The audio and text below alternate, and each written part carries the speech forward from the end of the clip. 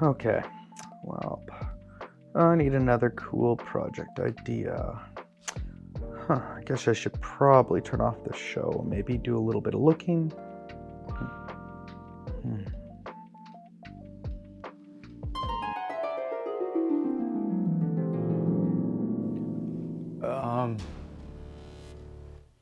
What am I doing here? This is kind of cool. What is this?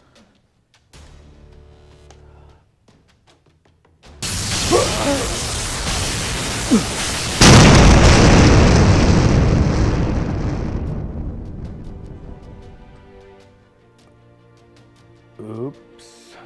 Matt from the Random Maker here, and today we are going to be building a replica of a sword. I've always liked swords and stuff like that. We're actually going to bring blacksmithing into this channel, and I am really excited to do that. But for today, I have seen so many people, and I've helped quite a few teenagers, kids, do these type of projects because they want to build something for their Halloween costume, or they're getting into cosplay, and they see all the stuff online, and a lot of the processes take a lot of time to learn.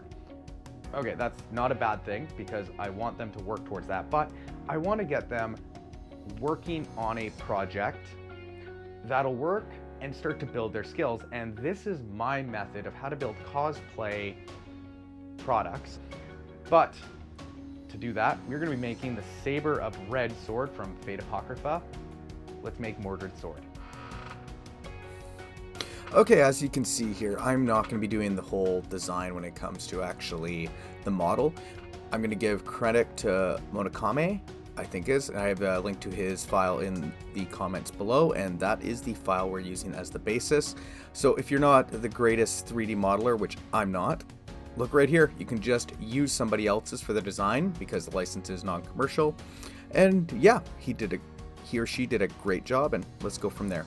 At this point, I've printed all the pieces out, so I'm not going to go through how to 3D print because that seems like just not the right part for the video. As you can see here, the 3D print actually had a power outage, and yeah, so you can see the edges are not exactly right. What I actually did do is measure the distance difference, what was left, and I reprinted all of those. So yeah, you just have to clean it all up, and yeah, that's about it. So enjoy me having to use proper clippers and pliers. It's one of the easiest ways to get it all out, and it's just patience, unfortunately. So yeah. And you can see here me using a knife, always with X-Acto knives. Make sure you're pushing away from yourself. I've seen way too many people cut their fingers using these. And yeah, I just switch back and forth to whatever I think is going to be easiest. I don't have a pattern or this is the best way. I'm basically using anything I can to pull stuff out of every crevice, crack, and all that. Okay, so at this point, I've been printing and sanding in between. So you can see all these projects in various, pieces in various stages of work because we don't want a 10-hour video. So I'm gonna keep sanding here, but I just want to show. So we've got all of our 6 pieces.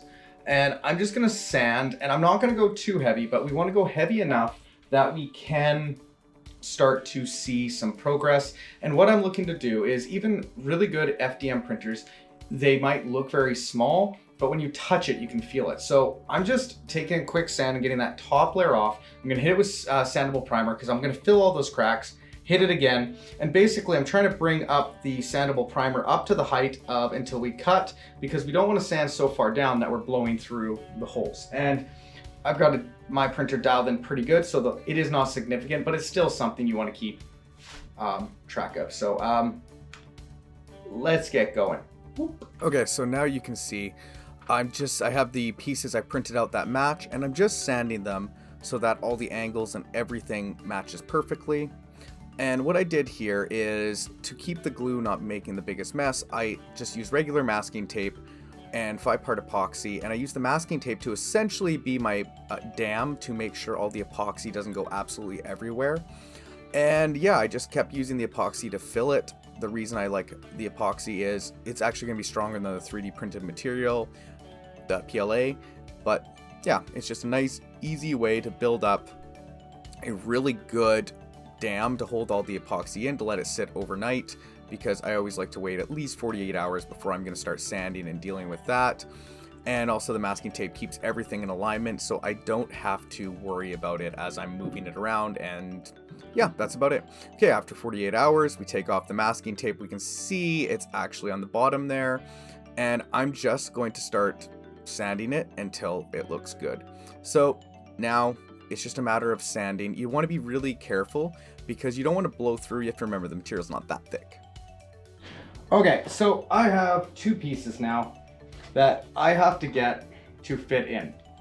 As I kind of stated with the repair, I got it pretty close, but anytime, to be honest with 3D printing, a lot of the time, you're gonna have to work on the joints anyway. So as we can see here, I've actually got it. It was pretty good. I just gotta take a little bit of work on this, so let's see how that works. Okay, so we've got a Dremel here, and all I'm gonna start to do is just Dremel some sandpaper, and I'm gonna start to sand out and follow the grooves. And also the main thing is basically smooth out this epoxy line because we're just a little high there. So let's get going.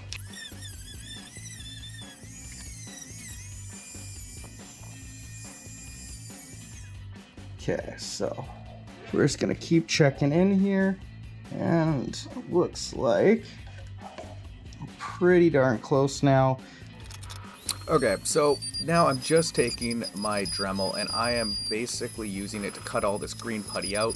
The green putty is stuff, it's a modeling putty that I use to fill any cracks or rebuild anything there, and yeah. What I'm doing here is I'm using my vise just to press it in. Be very careful if you use this technique. I do have glue in there, but yeah, instead of me pushing, it was an easier way to do it. I added more glue on the outside just to fill any cracks or crevice. I love Gorilla Glue gel. It's just such a great thing. And now it's just me making sure it's nice and level. And yeah, what I've done here is using my vise just to line everything up. Because it's round, yeah, not fun. Okay, so what you're seeing here is me trying to glue the blade together. So as this sword is not level, what I did was took a flat board that I could use and I propped up the back end of the sword so it was level with this piece of wood. And then I glued the board together. Now, the next part, what you're seeing here is after everything's glued, is I'm using green putty anywhere that there was an imperfection, ding, or to be honest, where I glued, I'm going to start repairing it to make it look as perfect as possible that I can sand later on. But yeah, basically just a lot of green puttying. It's not fun, but it works really well. Next, I have my Dremel again, and it's a matter of building up to the final shape and then taking the green putty out so it's level. Now, you wouldn't have to do this stuff if you had a perfect 3D printer or one big enough to actually do this whole sword in one print, but that's probably not the case. So I'm quite happy to use green putty for the couple projects I do that are much larger than my 3D printer because, yeah, just cost effective and I like it, and modeling putty is not that hard to use. Now I'm just taking my knife, I did another layer, and I'm actually shaping the blade as I wanted to keep that angle so it's an exact duplicate of the other side.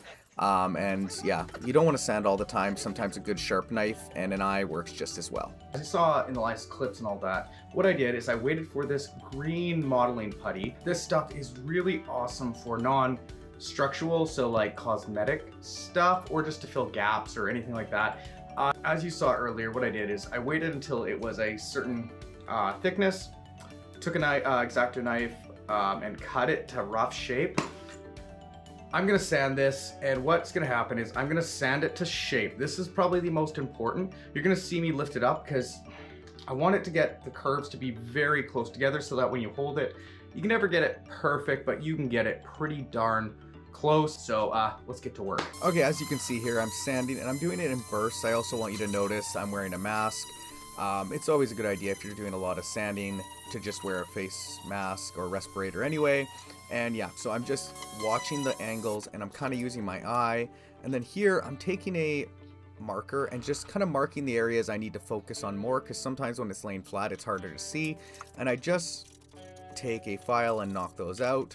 And then I'll switch back and forth. As you can see here, I'm just laying down a sandable primer coat, and this will show me where I need to work more and maybe more green putty or not. I'm now using green putty to fill any of the cracks through the process and sand any of the areas that are a little rough and make it perfect. I need to get some more primer layers. I like to get primer on this as quick as possible so I can start to see the imperfections. It also fills some of the more picky holes, and it kind of tells me what I need to do and what I don't need to do. What I've got here is I've got just some scrap wood, and I've got a nail, hammers, and I've taken a marker and I've outlined the entire sword. The reason for that is I'm not going to put nails everywhere. I'm actually going to pick strategic locations. So like I'm going to put a couple to hold it from rocking up on this part here, on this here, and I'm just going to put a couple throughout the tip just to hold it in place, and I'll probably put a couple in the handle. And yeah, so it's just a matter of musical nails. I'm going to mark out places to put nails. I'm going to hammer them through. Alright, at this point you can see I'm just nailing all the nails in, and we're actually at the home stretch of this project, which is kind of funny because last time you saw the sword it was pretty rough, but this is the part where I find it always goes really quick if it's a non-detailed paint job, such as this sword, because if you look at the reference images, it's not that detailed. Now, I'm switching over to an airbrush, and the whole reason is airbrushes are cheaper to use, I find I have more control, and I also switch paints in between each color because I like to use different colors to know how far away from the base object I am. Now you can just see me here doing a base coat. When you're painting, you always want to do lighter colors at the bottom, and so to brighten up that gray sword, I used a bright brass looking color. And here's just me hand doing all of the painting on this sword.